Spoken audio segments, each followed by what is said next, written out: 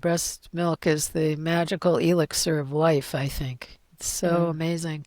The mom's body is building the right kind of milk for that baby based on gender, based on how the growth spurt, based on whether there's an infectious agent in the area. She'll build an antibody. Morning milk is energizing, evening milk is calming and sleep inducing. So you have to be careful if you're pumping to label your bottles.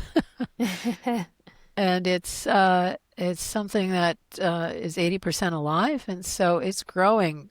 The brain in particular, which is growing so quickly, thousands of synapses a second of brain connections, and they need this fuel, the hormonal fuel from of breast milk, to build it well, build the brain well, and the gut is also being constructed by the breast milk, and that's where your immune system largely lies. And so breast milk has the good bacteria, and then it has the food for the good bacteria in it. So it's Mm. building the immunity, and that's why our species, on average, all over the world, in hunter-gatherer civilization, which is 99% of our history in that kind Mm. of society, the weaning age is age 4 on average. Mm. Mm. Versus, and I read this statistic and was blown away that by like 6 months, only 25% of mothers are breastfeeding. In, I guess I'm assuming in the United States, or that's Yeah, the at all. geographic. Yeah, Breastfeeding at all. at all. Yeah. Hmm. Yeah, and so both of these things you're touching on as someone who's given birth and has like been familiar with the institutionalization of birth, and like there's just a lot of fear, right? And there's also this a lot of shaming, I want to say, around breastfeeding. There's a lot of fear around birth itself. So kind of stringing back to your point with welcoming each other in, there's almost like a level of trust we need to cultivate with each other, with our own bodies, our wisdom. Like, what would you expand on this idea of trust that we need to cultivate? Well, let me just say that trust is being undermined by corporations. It's Mm. the formula companies that lobby against paid parental leave in the United States Oh my God. because they know that if moms have paid leave, they're going to breastfeed longer, right? And they'll lose profits.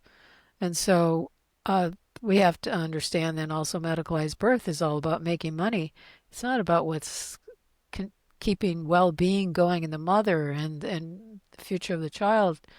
So trust. It's really hard to trust the corporate-led way we live in the States.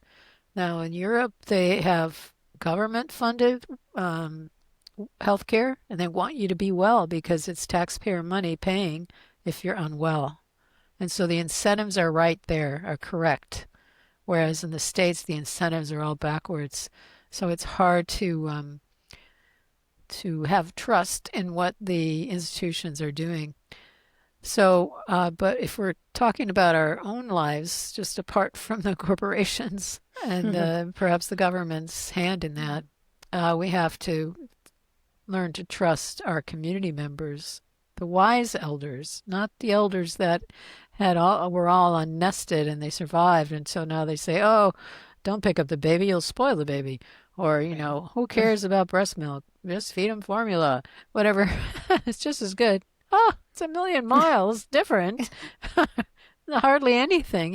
Formula only has a couple dozen ingredients in it. They're not alive, and they Mm. don't. It's not even human, much of it, right? Maybe none of Mm. it. I mean, they keep changing it, and so then they say, "Oh, we have vitamin D in the milk now.